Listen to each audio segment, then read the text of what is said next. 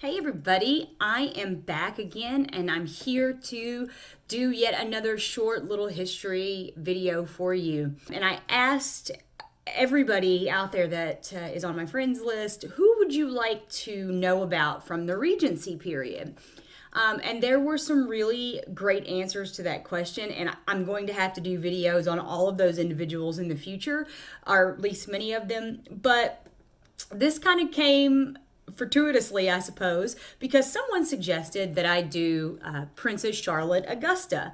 And I was out grocery shopping and I was looking around and I wanted some pimento cheese. And when I looked down in the pimento cheese section, there was a pimento cheese named Queen Charlotte. So I feel like the food gods of history shined down upon us that day and gave me the inspiration and the motivation to speak of Princess Charlotte. It's January 1796, and Caroline Brunswick and her husband George, who happens to be the Prince of Wales, just welcomed their first and only legitimate child into the world, and her name was Charlotte Augusta.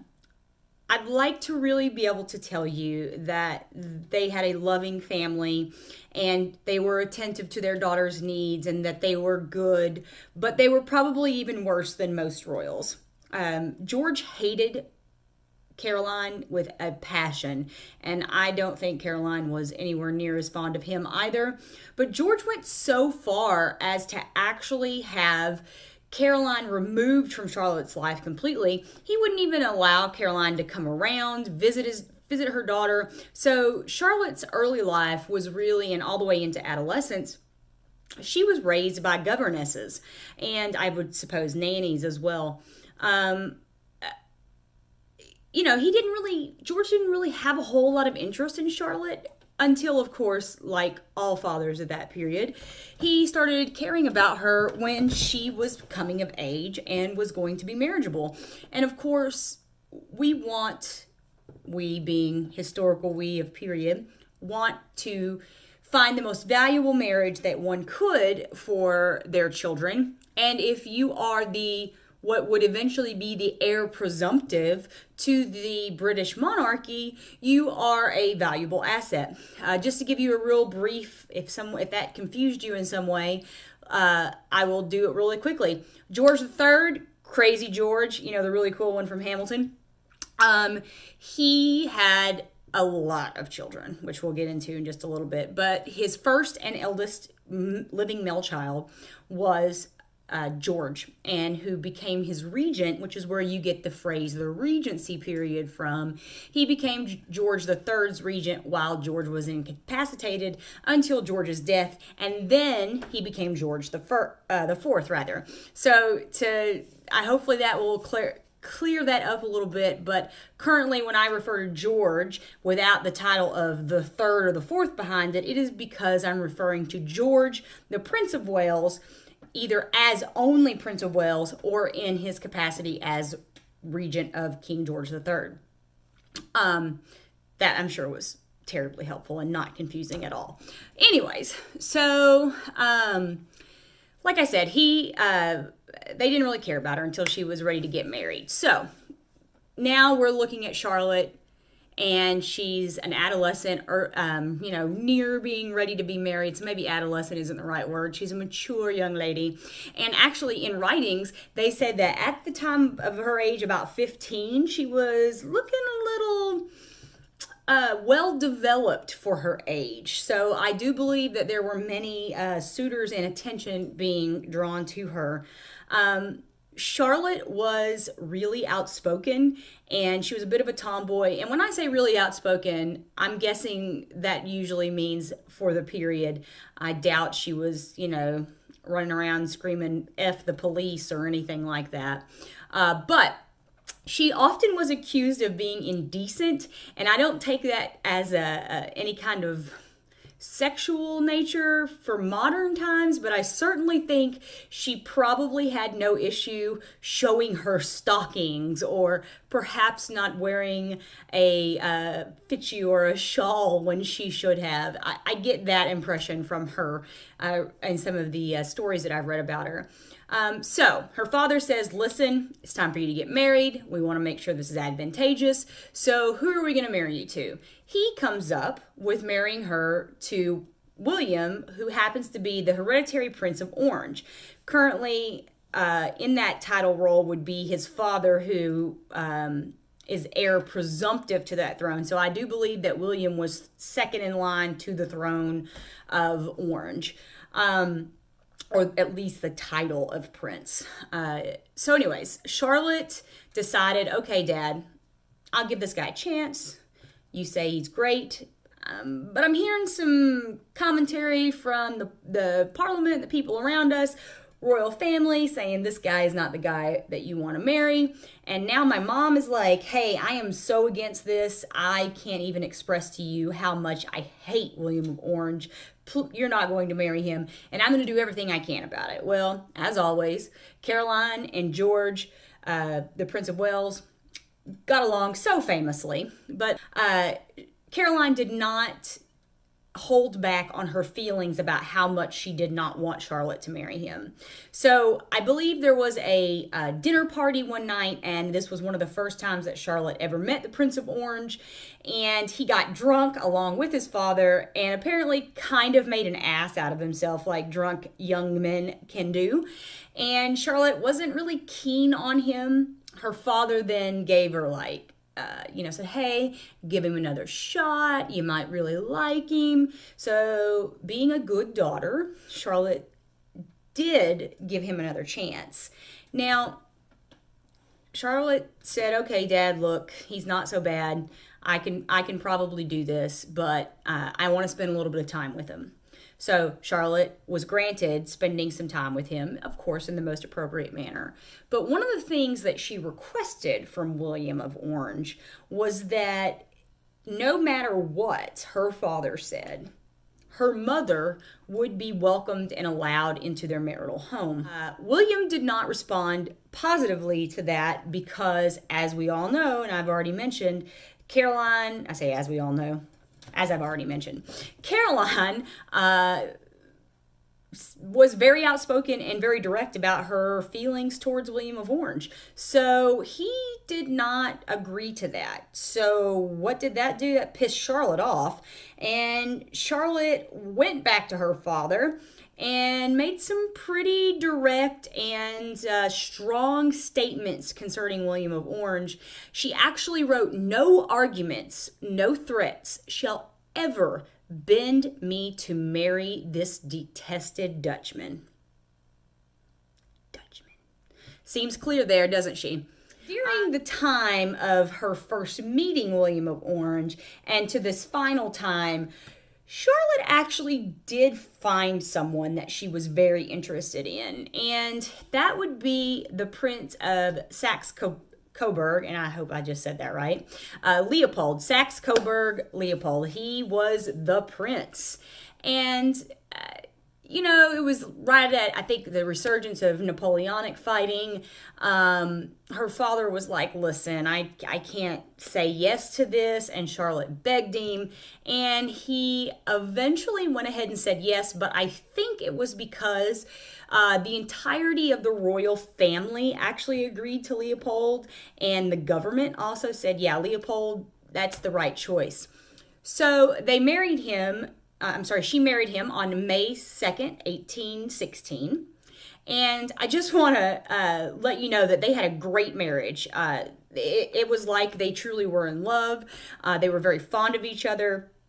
They were very happy together. Lots of people wrote about that. And they really, really doted on each other. I have to point this out, though, because I find it really funny. During the wedding, you got your bride and your groom, and they're standing up front. And Leopold is giving his vows to Charlotte. And part of his vows is that he's going to give Charlotte all of his worldly goods. Well, Leopold is from a very poor country. And, impoverished, in fact. I don't think he had worldly goods to give her short of what her family had just dressed him in. Charlotte actually giggled out loud in the middle of the wedding ceremony, so loud that people all across the viewing, like who was there viewing it, could hear and knew that she was laughing at him. So I thought that was kind of funny that she, I mean, that's pretty arrogant and also a little mean, but it made me laugh as she was like, oh, you have no money. To go a little further in to Charlotte and Leopold's life, they had been married 8 months. Charlotte and he announced that she was pregnant, but she miscarried around that time too. So somewhere in the 8 months of them getting married, from them getting married 8 months later, she suffered a miscarriage. So April 1817, she was yet again pregnant. And on November 3rd, Charlotte's contractions started. And then 2 days later, 2 days, ladies, I just want y'all to think about that for a second. 2 days later, men, know that this is going to be terrible. 2 days later, she gave birth to a stillborn male child. On November 6th, around midnight, Charlotte began vomiting and bleeding from her womb, and she died before the morning. And thus is the end of Charlotte's life. So I'm sure all of you are like, why did you just tell us this story about Charlotte? Nothing happened. She wasn't intriguing. It was a typical story of start to finish. Royal princess gets married, tries to have male heirs, she dies. End of story. Well, yeah, I mean, that is sort of true, and you're not wrong. That really is, unfortunately, the majority of the life of Charlotte. I'm sure that there were far more nuances than that, but that's the general gist of her life. But the interesting piece to this, which is what I'm going to bring up right now and kind of run through, is there are two big things that Charlotte's death actually changed the world. And here we go. The very first thing, and I cannot stress this enough, is that England loved Charlotte. She was beloved. She was their queen before her father had even taken up the true throne, and he was just Prince Regent. They loved her. She was their hope. The UK had not been pleased with their string of crowns that they'd had for a while, and Charlotte was young, and she had a different spirit to her, and it was new times, and they felt like she was going to be the future, the resurgence, bring the greatness back, the respect to the British monarchy. But as we all know, Charlotte did not make it, and therefore Charlotte never became queen. But I want to give you a little history overview, and then you'll see why this is something that changed the world. King George III and his lovely queen, Charlotte of Mecklenburg, and many other names that are too long, Strasbourg, I believe, for me to mention right now, they had a total of 15 kids.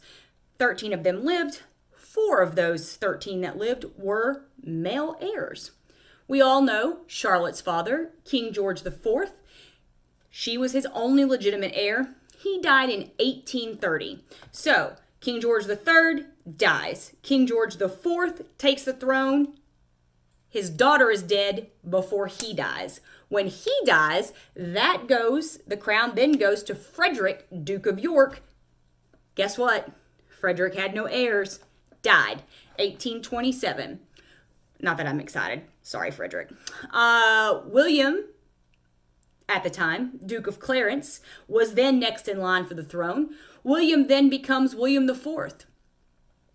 And as the luck would have it, he had heirs, but they all died before they were even at 2 years of age. They actually died at birth and up to 2 years of age. Unfortunately for William, he died in 1837. So that leaves the last male heir, who actually died before all the prior 3, and that was Edward Augustus, Duke of Kent. So George IV was the oldest, Frederick was next in line, William was next, and then Edward was the next youngest. But Edward died before the first 3. Why do I care about Edward? Why is Edward important? Well, that's because Edward was the father of Queen Victoria, who, as we know, without her and without her ascending to the throne, we would not have the Victorian era. We wouldn't have the Edwardian era. We would not have experienced this love of goth that we have into this modern age. So, because of Charlotte's death, we have Queen Victoria, who did, in fact, with her life and her experiences, change the world. Good or bad, she changed the world. So, I said there was two things. This one's a little shorter, a little bit macabre, because I like that kind of thing. So, Charlotte's doctor during her pregnancy, and specifically during her birth, was Sir Richard Croft. And Sir Richard Croft was the physician for the British royal family, one of many.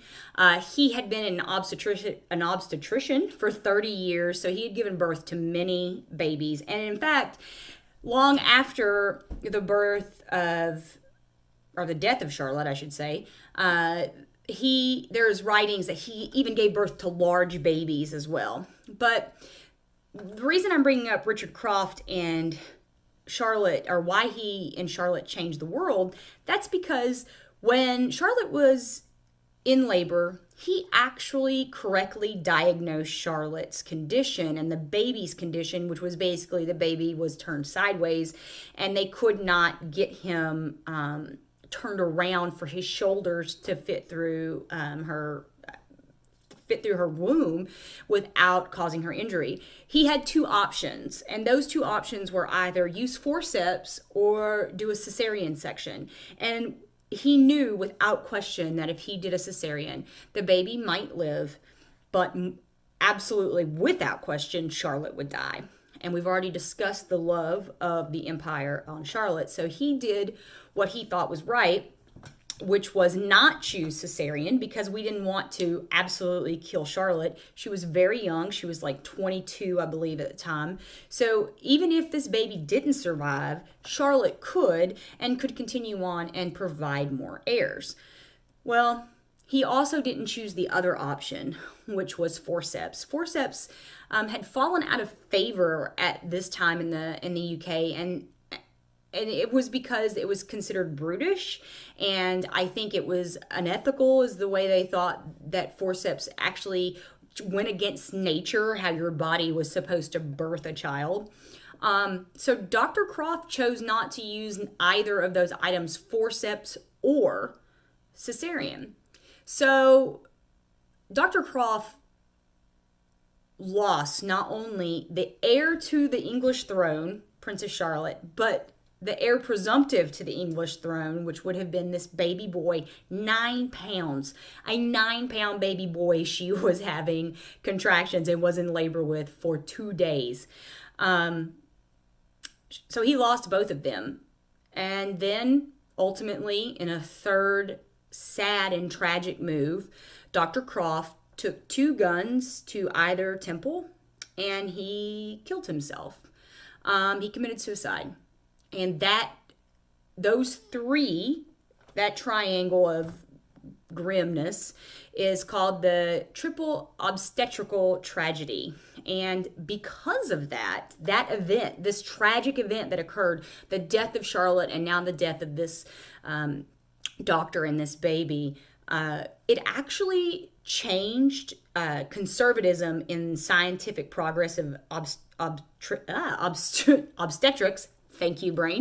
It changed conservatism of obstetrics, and it diminished that, and it brought about a new methodology and a new era, which was called interventionism, essentially stating that a doctor could intervene with the birth of a child to save not only the child's life, but also the mother. And that became far more popular. So while Charlotte has a terribly tragic life, and it ends poorly for her and her heir, she does change the world in 2 very dramatic ways. So I hope at the end of this, it wasn't just a sad story, but that you learned something new and you found out 2 very interesting pieces of world history.